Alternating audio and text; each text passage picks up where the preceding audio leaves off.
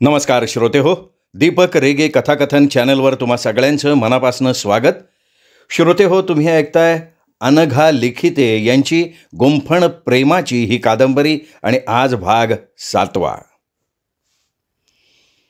सर्वेश आणि राजेशनं सांगितलेली त्या बंगल्याची, त्या मुलीची आणि त्या अदृश्य होणाऱ्या म्हाताऱ्याची हकीकत ऐकून पार्थने त्यांना विचारलं, म्हणजे अजूनही ती वास्तू तशीच आहे?"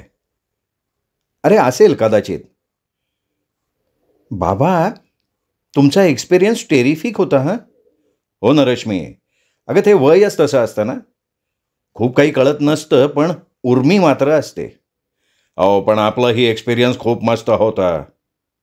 "बरोबर आहे, पण आता झोपूया चला. म्हणजे उद्या जायचं नाही आहे, पण आत्ता झोपलो नाही ना तर थकवा जाणार नाही." "अगं बाई खरंच ग, चल. खरंच खूप उशीर झालाय." गुड नाईट म्हणून सगळेजण झोपायला जातात. दुसऱ्या दिवशी आरामात उठणं होतं सगळ्यांचं. फ्रेश होऊन पार्थ आणि रश्मी मागे समुद्राकाठी फिरायला जातात. "खूप मस्त मजा येते ना Rashmi?" "Parth, thank you." "Thank you for what?" "तू माझ्या आयुष्यात आलास त्यासाठी." रिअली? म्हणजे मी राघवला पूर्णपणे हटवून माझं स्थान निर्माण केलं आहे तर?" "राघवनी स्वतः जागा करून दिली आहे." "He didn't deserve." "आज सांगू का रे तुझ्या आईबाबांना?" "हो सांग ना. मला वाटतं आपण पिकनिक रॅपअप करावी, मुंबईला परतावं. कारण आपल्याला तुझ्या आईवडिलांचा शोध घ्यायचा आहे ना, म्हणून. कारण लग्न करून आपल्याला जायचं आहे टोरंटोला." "आणि लग्नाची सुद्धा तयारी करावी लागेल ना." दोघेही हातात हात घालून फिरत असतात. "रश्मी, मला त्या बंगल्यात जायचं आहे." "काय? हे नको हां. आता प्लीज कुठलीही रिस्क नको रे घेऊ. मला आता सुखाने तुझ्या आईबाबांसारखा संसार करायचा आहे. मला तुला गमवायचं नाही आहे. आणि त्या बंगल्यात ती मुलगी नको रे please." "I am not talking about that." "मग?" "तो डोंगरगाववाला बंगला." "हो तो. हां मग ठीक आहे. मला वाटलं तो बाबा सांगत होते तो बंगला म्हणतोयस." "म्हणजे तू आता तिथे जायला घाबरत नाहीस?" "Unless and until any wild animal comes there." "Oh, yes, yes, yes. I'm also afraid. But how Suman Vaini survived there? Isn't it very strange? Hats off to her courage." "पण मग त्यांनी सुद्धा तर आपली मर्यादा ओलांडली ना. असं का केलं असेल? त्यांच्याकडे बघून असं नाही वाटत ना?" "राघवकडे बघून तुला सुद्धा कधी काही वाटलं होतं का? उलट तो तुझ्यावर संशयच घेत होता, स्वतः सगळं उरकून." "पण मी सुमन वहिनींच्यामुळे वाचले." "कसं काय?" "पार्थ, मी जर त्याच्यावर विश्वास ठेवून त्याला सर्वस्व दिलं असतं तर त्यांनी मला सोडायला मागे पुढे बघितलं नसतं. मी फसले असते. जर काही अघटित घडलं असतं तर." "Yes, you should be thankful to her." "तुझं म्हणणं पटलं की जे होतं ते चांगल्यासाठीच होतं." "नो नो नो, हे मी नाही, हे भगवान श्रीकृष्णांनी म्हटलं आहे." ते परतले तिथनं. त्यांच्यासाठी ब्रेकफास्ट रेडी असतो. बाकीच्यांच्या आंघोळीसुद्धा उरकलेल्या असतात. रश्मी आणि पार्थ पण आंघोळी उरकून येतात. नाश्त्याला जिलबी फाफड्याचं कॉम्बिनेशन, शिवाय आमेरी खमण असतं. सर्वेश म्हणाला, मला तर वाटतंय ना वर्षातनं एकदा तरी इथे यावं." "हो, आपण येतच राहू असे वरचेवर." राजेशनं त्याला त्वरित रोकार देऊन टाकला. पार्थ आणि रश्मी मस्त बंगळीवर बसून एकत्र नाश्ता करत असतात. तेवढ्यात स्वप्नाली त्यांच्या जवळ आली आणि म्हणाली, "रश्मी, मी तुला त्या दिवशी सुद्धा म्हणाली होते ना की तुमची जोडी मस्त दिसतेय." "हो आई. आवडली ना आईची पसंती? कमीत कमी ही एक गोष्ट तरी मी तुझ्याबाबत चांगली केली, त्याचं मला बरं वाटतंय." "अगं काय बोलतेस आई तू?" आणि डोळे भरून आलेत बघ तुझे. "आई अगं, तुम्ही माझं कधी वाईट केलेलंच नाही आहे. आपल्या तिघांच्या आयुष्यात एक मोठा फेज होता तो. त्यामुळे आपण सोबत असून सुद्धा मनानं दूर होतो. आता तर आपण मनानं सुद्धा जवळ आलोय." रश्मी तिला जवळ घेऊन तिला समजावते. तेवढ्यात सर्वेश येतात आणि मग प्रभा आणि राजेश सुद्धा तिथे येतात. प्रभा म्हणते, "स्वप्ना, अगं तुझ्या लेकीला मी सुखात ठेवीन नक्की. चल डोळे पुस बरं. अगं इतकी वर्ष स्ट्रॉंग राहिलीस. आज पुन्हा आधीची स्वप्न बघायला मिळाली मला." अगं प्रभा, देवानं इतकी गोड मुलगी दिली होती, पण प्रेम द्यायचं राहून गेलं बघ.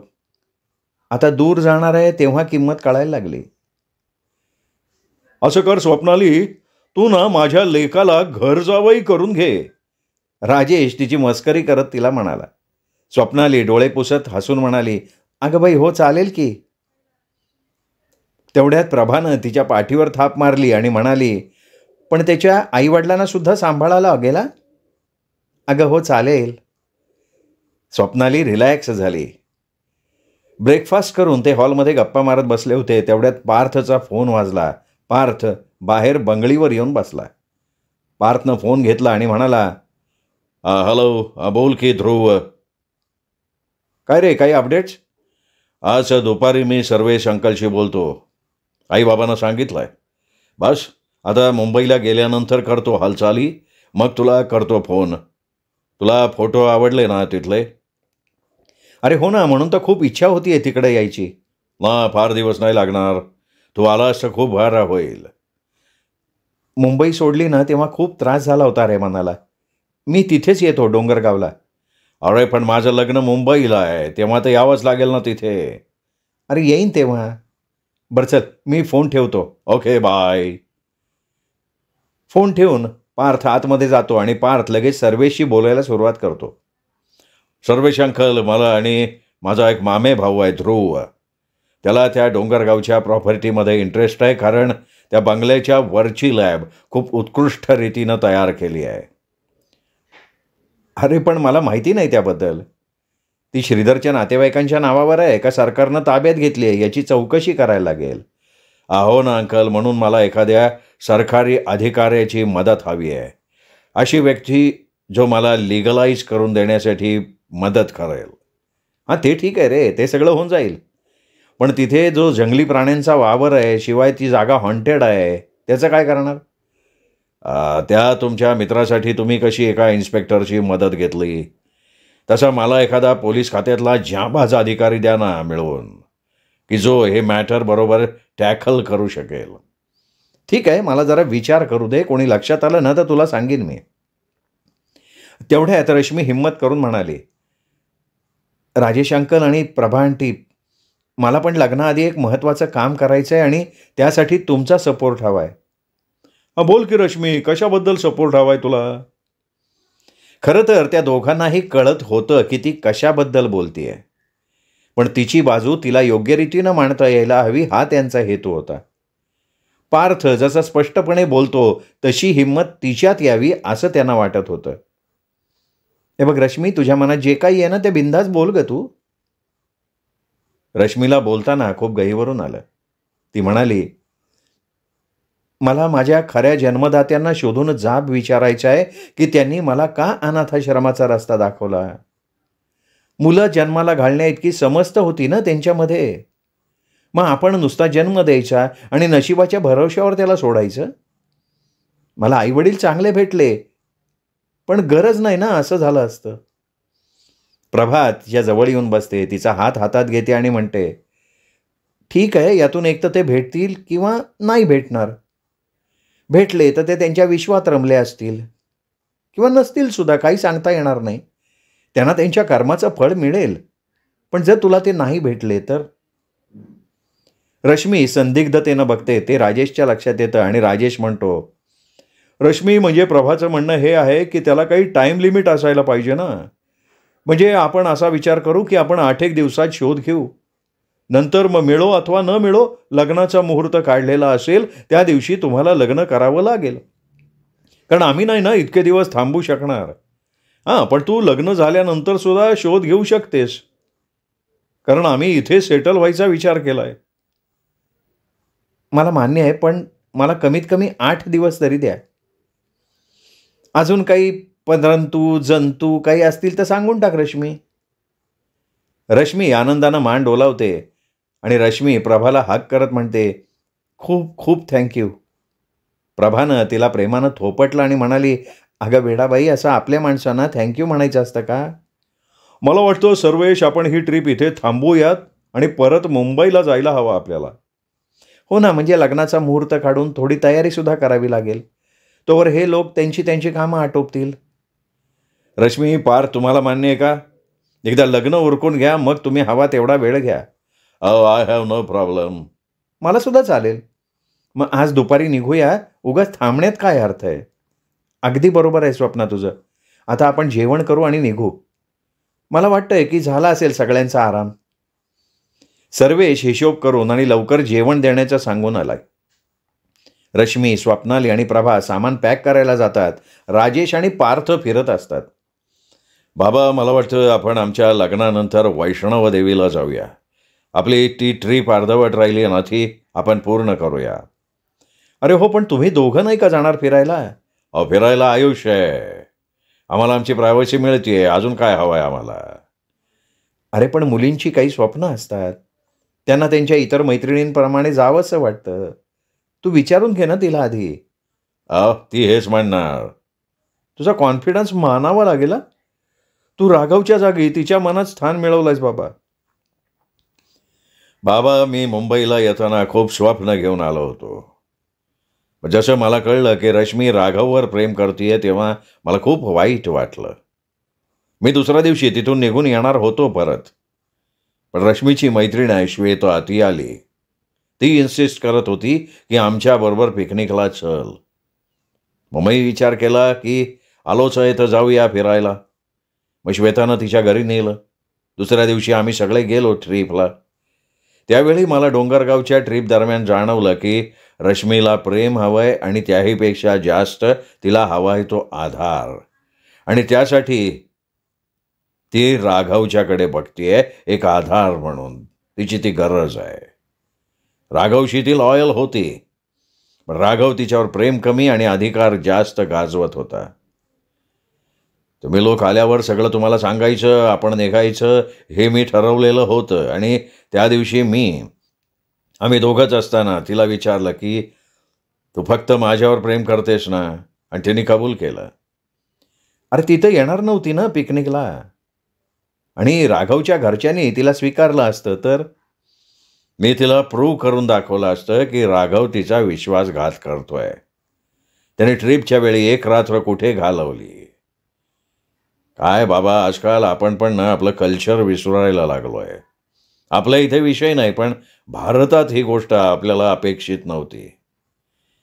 हो बरोबर आहे, ठीक आहे. पण हळूहळू लोक पुन्हा आपली संस्कृती जपायला सुरुवात करतील.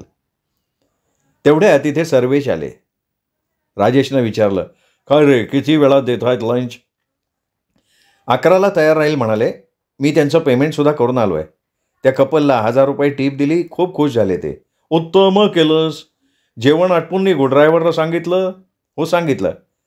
आणि मग 12:30 वाजता ते सगळेजण जेवण करून तिथनं निघाले.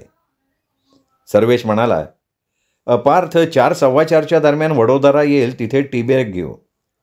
चालेल अंकल. तो सीटबेल्ट बांधतो. रश्मी सर्व सामान नीट घेतलंय का नाही, काही राहिलेलं तर नाही आहे ना, हे बघून कारमध्ये येऊन बसली. तिने सुद्धा सीटबेल्ट लावला. निघायचं का मॅडम? हो चला.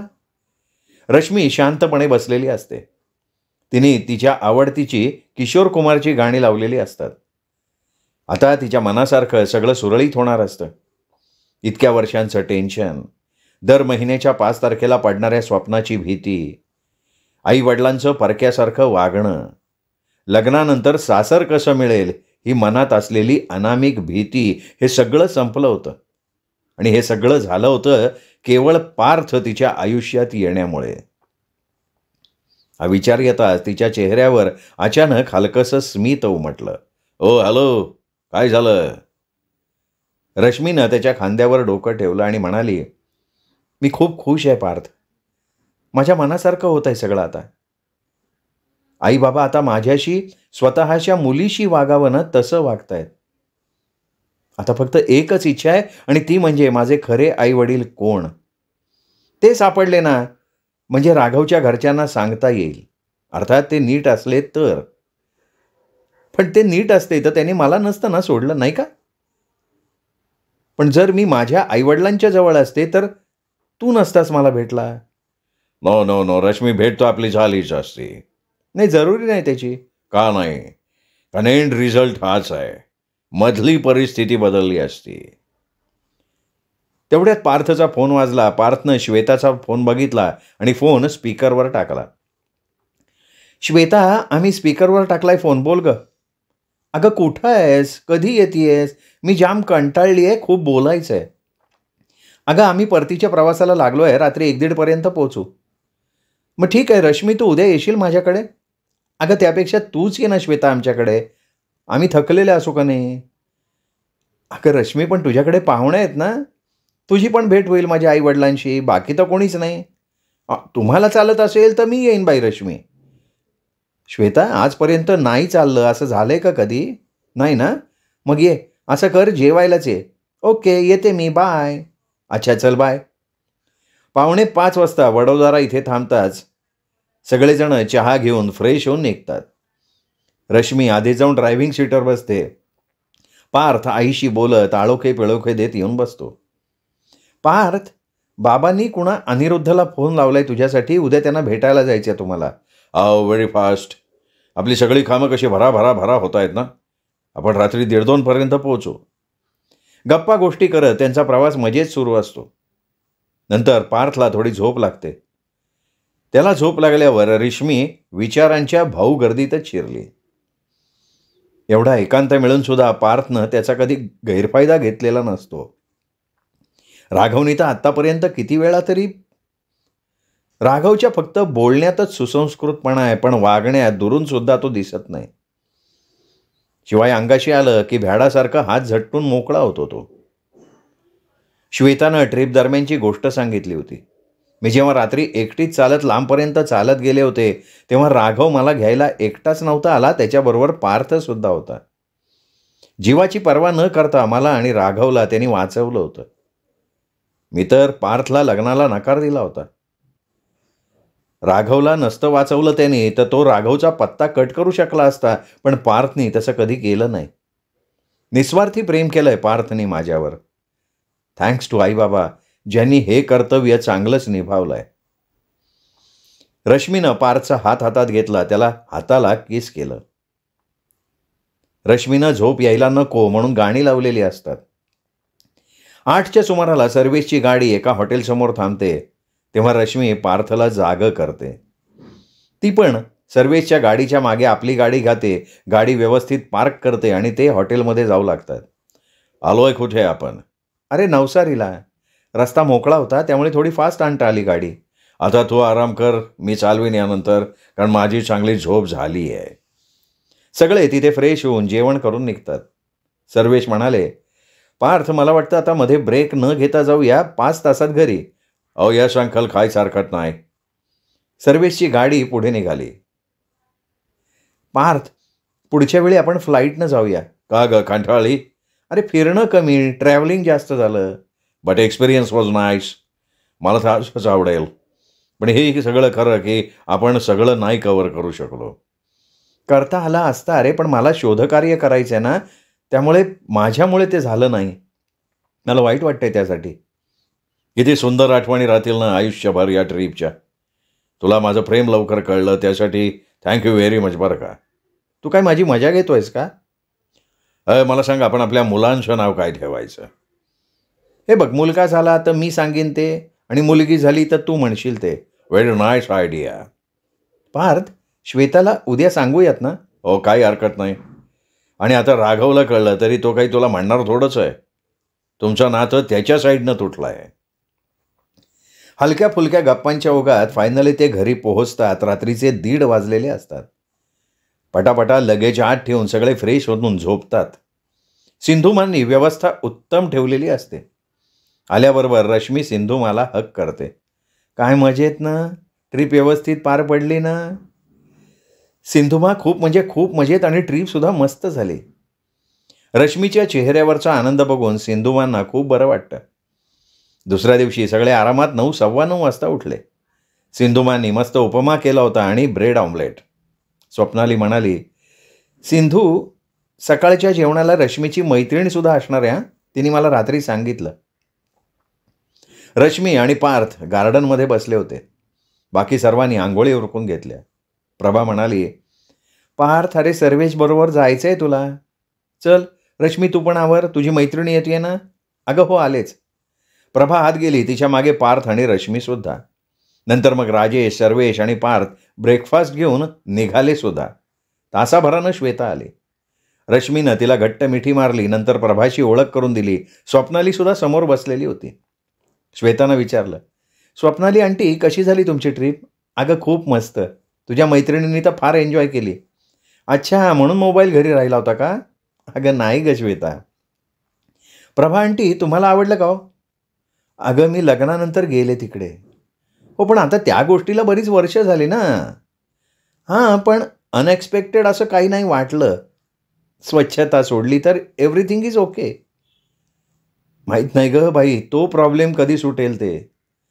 लोक साक्षर झाले ना की होईल सगळं चांगलं. स्वप्नाली म्हणाली, छे ग, अगं सुशिक्षित लोक सुद्धा खातील आणि रॅपर तिथेच फेकतील. पान खातील, पचापचा थुंकतील. इतर बीचेस किती सुंदर आहेत. पण मुंबई, प्लॅस्टिक बाटल्या, इतर कचरा इतका असतो ना, हे असे आहेत इथले लोक. श्वेतानं विचारलं की तुम्ही उशिरा आलात म्हणून पार्थ झोपलाय का अजून? अगं पार्थ बाहेर गेलाय कामासाठी. ओ आय सी. थोडं इकडचं तिकडचं झाल्यावर रश्मी श्वेताला वर तिच्या रूममध्ये नेते. श्वेता, अगं इतकी मस्त झाली ट्रीप, काय सांगू तुला. रश्मी इतकी आनंदात असते की श्वेताला वाटतं की हिला सगळं सांगावं का नाही सांगावं. रश्मी लग्नासाठी केलेली खरेदी श्वेताला दाखवते. श्वेता म्हणाली, अगं पण हा कलर तर तुझी चॉईस नाही आहे. अगं हा प्रभा आंटीचा चॉईस आहे. तुला आवडला नाही का?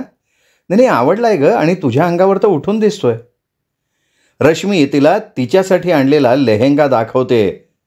Wow, just awesome. श्वेता लगेच तो लेहेंगा लावून बघते, गिरकी घेते. नटणं मुरडणं चालूच असतं. ए हिरोईन, ही बघ त्याच्यावरची ज्वेलरी. मग रश्मीनं तिला कानातलं, नेकलेस, बांगड्या सगळं दाखवलं. तिथे घालूनही घेते. अगं खूप मस्त आहे. आपण पण जाऊयात ना ग अशा लॉंग ट्रिपला. मी आणि चैतन्य, तू आणि. एकदम ती बोलायची थांबली. पण रश्मीचं तिच्याकडे लक्ष नव्हतं, त्यामुळे तिला हायसं वाटलं. अगं रश्मी, फोटो दाखव ना. श्वेता, तू विसरलीस का? अगं माझा मोबाईल मी इथेच ठेवला होता ना. हां, आता बाबा आणि पार्थ यांच्या मोबाईलमध्ये आहेत फोटो. पार्थ येईल इतक्यात. रश्मी मग तिला ट्रीपच्या सगळ्या गोष्टी सांगत बसते. श्वेता म्हणाली, रश्मी एक सांगू तुला, मी ना पहिल्यांदाच तुला इतकं आनंदी पाहिलंय आणि बिनधास्त सुद्धा. अगं आता तू किती मोकळेपणानं वावरतीयस, किती छान एक्सप्रेस करतीयस. मला तर वाटतं ना तू पार्थच्या बरोबरच राहा. फार ड्रास्टिक चेंज झाला आहे तुझ्यामध्ये. तेवढ्या तिथे पार्थ आलेला असतो, त्या दोघींचं त्याच्याकडे लक्षच नसतं. हाय श्वेता. श्वेता मागे वळून बघते. ओ हाय पार्थ, मस्त एन्जॉय केली ना ट्रीप. रश्मीनं श्वेताला दाखवायला वेडिंग रिंग काढलेली असते. ती रिंग ती श्वेताला दाखवते. श्वेताला कळत नाही की हिला आता काय सांगावं, कसं सांगावं, म्हणून ती पार्थकडे बघते. का ग श्वेता, आवडली नाही का? चांगली नाही दिसणार का ही? श्वेता थोडासा पुअर रिस्पॉन्स देत म्हणते, हां ठीक आहे, छान आहे. पार्थ गमतीनं तिला विचारतो, ही रिंग माझ्या हातात चांगली दिसेल ना? आणि ती रिंग तो तिला स्वतःच्या बोटात घालून दाखवतो. श्वेता म्हणते, इनफॅक्ट ती तुझ्या बोटात जास्त योग्य वाटतेय. पार्थ श्वेताच्या डोक्यावर हात ठेवतो आणि म्हणतो, अगं कारण ती माझ्यासाठीच घेतली आहे. तरीही श्वेताच्या काही लक्षात येत नाही.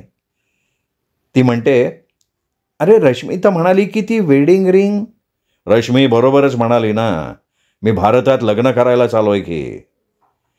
श्वेताचा मूड पूर्णपणे जातो, पण कसा दाखवणार असं, म्हणून ती त्याचा अभिनंदन करते. अभिनंदन? का गं, त्याचं एकट्याचंच करतेस अभिनंदन, माझं नाही? मग पार्थ तिला सांगतो, अगं कारण आम्ही दोघांनी लग्न करायचं ठरवलंय. रश्मी म्हणाली, अगं मी अंगठी घेतली आहे पार्थसाठी, त्यांनी घेतली आहे माझ्यासाठी. ती अंगठी प्रभा आंटीजवळ आहे. श्वेता आश्चर्यानं दोघांकडे बघत राहते. श्वेता रश्मीला मिठी मारते आणि म्हणते, तुम्ही दोघं एकमेकांशी लग्न करणार आहात? Oh my god, you can't imagine. मी किती खुश आहे आता. मला फार टेन्शन आलं होतं ग की तुला आता कसं सांगू मी की राघवचा साखरपुडा झालाय हेच ना? अगं हो, आ श्वेता, अगं मी सांगितलं तिला. जाऊ दे ग, तो गेला चुलीत. अगं पण तुम्हाला हे नाही माहिती की तो 2 दिवसांपासून गायब आहे. हे बघ श्वेता, आता तो या जगातनं गायब झाला ना तरी आय डोंट केअर. अगं पण तो का आणि कुठे गायब झालाय? माहिती नाही रे. त्याच्या बहिणीचा फोन आला होता काल. तिने मला विचारलं की तुझी आणि त्याची भेट झाली का, तो काही तुझ्याशी बोलला का. मग नाही, मी मुद्दाम माहिती नसल्यासारखं म्हणाले की रश्मीला माहिती असेल तो कुठे आहे, आणि तिला विचारलं की त्यांच्या लग्नाची गोष्ट कुठपर्यंत आली आहे. अगं ती काय सांगणार श्वेता. अगं ती मला म्हणाली की दादाचा साखरपुडा झालाय. मग मी तिला आश्चर्याने विचारलं की अगं राघवनी तर मला नाही सांगितलं, पण रश्मीनं सुद्धा मला आमंत्रण नाही दिलं साधं. मग ती खजील झाली आणि तिने सांगितलं की त्याचं लग्न मेघना गाडगीळ हिच्याबरोबर ठरलंय. माझ्या आईवडिलांनी रश्मी आणि राघवच्या लग्नाला नकार दिलाय. मग मी तिला म्हटलं की राघव काही बोलला नाही, तो कसा तयार झाला मेघनाबरोबर लग्न करायला. त्यावर ती म्हणाली की राघवची स्वतःचीच ती इच्छा होती. आमच्या घरी फक्त मी रश्मीच्या बाजूनं बोलत होते, पण जेव्हा दादा स्वतःच तयार नाही आहे असं म्हटल्यावर मी तरी काय करू शकणार ना, कारण शेवटी त्याचं आयुष्य आहे. माझ्याकडनं रश्मीला सॉरी सांग असंही ती म्हणाली. पुढे म्हणाली की अगं मी शेवटपर्यंत प्रयत्न केला पण दादाच तयार नव्हता. रश्मी म्हणाली हो अगं, त्याची बहीण बरोबर बोलली श्वेता. अगं तू कसा विश्वास ठेवतेस. मग रश्मीनं श्वेताला त्या दिवशी घडलेली सगळी हकीकत सांगितली आणि म्हणाली मी ना मानसिकदृष्ट्या खूप खचले होते. अगं मला स्वतःचा राग येत होता की मी कुठल्या मुलावर जीव ओवाळून टाकत होते. इकडे प्रभा आंटी, राजेश अंकल आणि पार्थ हे सगळे मी जशी आहे तशी मला स्वीकारायला तयार होते, आणि मी मात्र मूर्खासारखा राघवचा विचार करत होते. जाऊ देत ग, टळली आपोआप ब्याद आयुष्यातनं असं म्हणायचं, मोकळं व्हायचं. श्वेता, पण मला माझ्या ना रिअल आईवडिलांना शोधून त्यांना जाब मात्र विचारायचं आहे. अगं पण त्या मूर्खांच्या नादी लागून काय करणार. नाही नाही, पण त्याला माझे आई वडील जर नशिबानं व्यवस्थित असते ना तर त्याला दाखवून द्यायचं आहे, आणि मग आयुष्यात त्याचं तोंडही मला बघायचं नाही आहे. तेवढ्यात सिंधुमा जेवायला बोलवायला आल्या. लग्न घर म्हणून नवीन दोघीजणी कामावर ठेवल्या होत्या. सिंधुमांच्या गळ्यात पडून रश्मीनं स्वतःच्या लग्नाची बातमी त्यांना दिली. पार्थला माहिती होतं की रश्मीला सिंधुमा खूप जवळचे आहेत. त्यांना वाकून नमस्कार केला. तेवढ्यात प्रभा आली. सिंधुमा म्हणाल्या अरे बेटा, तुम्ही मोठे लोक, माझ्या कशाला पाया पडताय. माझे आशीर्वाद सदैव तुमच्या पाठीशी आहेत. प्रभा म्हणाली नको, कसं, नमस्कार करायलाच हवा. आपली संस्कृती आहे ना, वडीलधाऱ्यांचे आशीर्वाद त्यांच्या पाया पडून घ्यायचे. आम्ही भारतात राहत नसलो ना तरी आम्ही आपली संस्कृती जपली आहे सिंधुताई. तेवढ्यात सगळेजण जेवायला खाली येतात. हॉलमध्ये छान पंगत मांडलेली होती. तेवढ्यात तिथे चैतन्याला आलेलं बघून श्वेताला आश्चर्य वाटतं. पार्थनं त्याची सगळ्यांची ओळख आधीच करून दिली होती. श्वेतानं त्याला विचारलं अरे चैतन्य, तू कधी आलास. अगं पार्थ आला ना तेव्हाच मी आलो आहे. इथे सर्वेश काकांशी आणि राजेश काकांशी बोलत बसलो होतो. पार्थनं श्वेताशी सगळ्यांची ओळख करून दिली आणि म्हणाला बाबा, ही श्वेता, रश्मीची बेस्ट फ्रेंड. श्वेता त्या सगळ्यांच्या पाया पडली. रश्मी स्वप्नालीजवळ जाऊन म्हणाली अरे वा आई, आज भारतीय पद्धतीनं पंगत, ग्रेट वाटतंय. अगं हो रश्मी, मला वाटलं की आता हे लग्न घर आहे तर आपण अगदी पारंपरिक पद्धतीनं सगळं केलं पाहिजे. बघ, ती चित्रा आता ताटाभोवती सुंदर रांगोळी काढणार आहे, बाजूला छान सुगंधित उदबत्ती लावणार आहे, स्वयंपाकसुद्धा आपला मराठी असणार आहे. चैतन्य आणि श्वेता यांना सुद्धा लग्नाच्या 4-5 दिवस आधी बोलवून घे तू. दोघी मायलेकी गप्पा मारत असतात हे बघून सिंधुमांना खूप छान वाटतं. प्रभा येऊन त्यांच्या गोष्टी ऐकत होती. तिला सुद्धा स्वप्नालीमधला हा बदल खूप आवडला.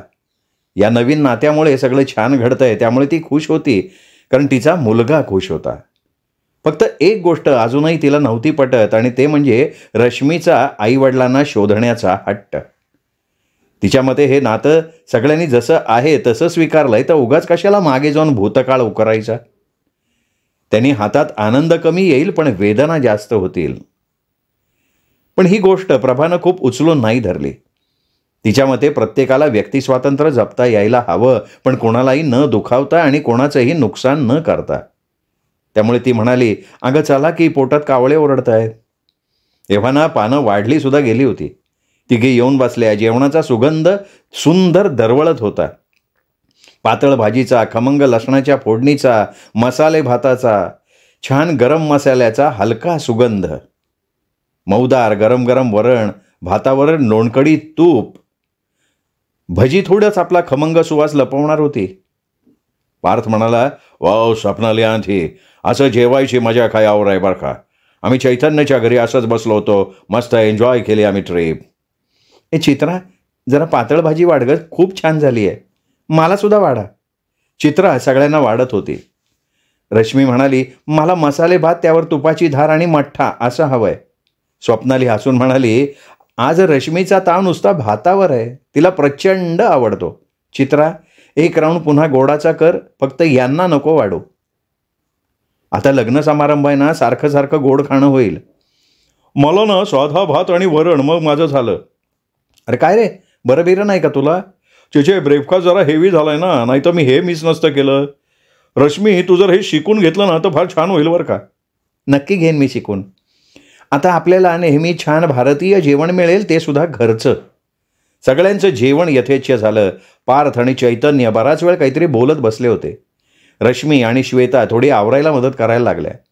प्रभा, राजेश, स्वप्नाली आणि सर्वेश वरती त्यांच्या रूममध्ये डिस्कस करत बसले होते. रश्मी म्हणाली, सिंधुमा, तुम्ही जेवायला बसा ना. असं म्हणून तिने श्वेताला वर तिच्या रूममध्ये नेलं. रश्मी म्हणाली, श्वेता, चैतन्याची वहिनी काय म्हणते? अगं काय सांगू रश्मी, बऱ्याच घडामोडी झाल्या त्या ट्रीपनंतर. वहिनीसाठी फ्लॅट घेतला होता रेंटवर. चैतन्याची आजी आली होती बरोबर राहायला. बहुतेक तिने वहिनीचं ब्रेन वॉशिंग केलं असणार. दुसऱ्या महिन्यात ते पुन्हा गावी गेले. ओ आय सी. पण रश्मी, मधल्या काळात राघव बरेचदा यायचा त्यांच्याकडे. खरं तर या गोष्टीचं चैतन्याला सुद्धा आश्चर्य वाटलं. तो मला 2-3 वेळा म्हणालाही तसं. तो त्याला भेटायला येत असेल ना. त्याच्या पश्चात, अगं मग त्याला आजींबरोबर गप्पा मारायच्या असतील. रश्मी, तुला राग नाही ना येणार? कारण मला ना हे बरंच वेगळं प्रकरण वाटतंय. आजींना ऐकू येत नाही, त्यामुळे दुपारी त्या झोपल्या की वहिनी फ्री, आणि तेव्हाच बरोबर राघव यायचा. मला नावं ठेवतो तो की आज रवी, उद्या आवी. पण मी लपून छपून काही नाही ना केलं, आणि मी इतकी पुढे नाही गेले कधी. खरं सांगू का, बरं झालं तुमचं ब्रेकअप झालं. नंतर तू आयुष्यभर रडत बसली असतीस, आणि तू निवडलंयस असं म्हटल्यानंतर घरचा सपोर्ट पण तुला मिळाला नसता. पार्थ इथे न राहता सुद्धा सगळ्यांशी मर्यादेत राहून सगळ्यांमध्ये बघ कसा मिसळून गेलाय. आणि शिवाय राघवच्या घरच्याच्यांचे ते तसले बुरसटलेले विचार. हे बघ श्वेता, जे होतं ते चांगल्यासाठी होतं. तेवढ्यात रश्मीचा फोन वाजतो. रश्मी म्हणाली, हां बोल की पार्थ. अहो तुम्ही खाली या. आलोच की. त्या दोघी खाली हॉलमध्ये येतात. चैतन्य रश्मीचं अभिनंदन करतो. ऑल ठीक, कॉंग्रॅच्युलेशन्स रश्मी, फायनली तू योग्य ती निवड केलीस. थँक्यू. बरं श्वेता आणि चैतन्य, तुम्ही इथे राहायला यायचं आहे. 5 दिवस आधी तुमची उत्तम व्यवस्था राखू. हा, हे काय चांगलं झालं का? पण एका कंडिशनवर आम्ही राहायला येऊ. हां, आमच्या लग्नाला सुद्धा मग असंच यावं लागेल. नंतर बहाणे नको आहेत. हा, तो बिंदास राग. आम्ही कायम इथे राहणार आहोत, नक्की तुमच्याबरोबर असू. वा, मला खूप छान वाटलं ऐकून. बरं रश्मी, पार्थ, मला निघायला हवं. श्वेता, तू थांबणार आहेस का चलतीयस माझ्याबरोबर? अरे तिला कशाला नेतोयस, थांबू देत की तिला. हो मी थांबणार आहे, कारण मी आणली आहे गाडी. ती कुठे रश्मीने बघितली आहे? What, you mean 4 wheeler? हो, बाबांनी या बड्डेला गिफ्ट दिली आईला. मग दाखव की. ती कार पाहिला बाहेर जातात. वरून ते चौघं खाली येतात आणि सोफ्यावर बसतात. चैतन्य निघून गेल्यानंतर ते तिघेही आत येऊन बसतात. सर्वेश म्हणतात, रश्मी आणि पार्थ, आम्ही गुरुजींशी बोलून 28 जानेवारी तारीख काढली आहे, म्हणजे 15 दिवसांनी. आपण उद्या निघूयात रश्मीच्या आईवडिलांचा शोध घ्यायला. Okay, no problem.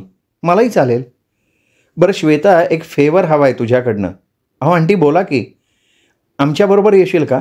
काही काम असेल तर. कारण का आम्हाला काय ना इथली काही माहिती नाही आहे गं. अहो तुम्ही मला बिंदास फोन करा आंटी. फक्त मला इथे यायला अर्धा तास लागेल.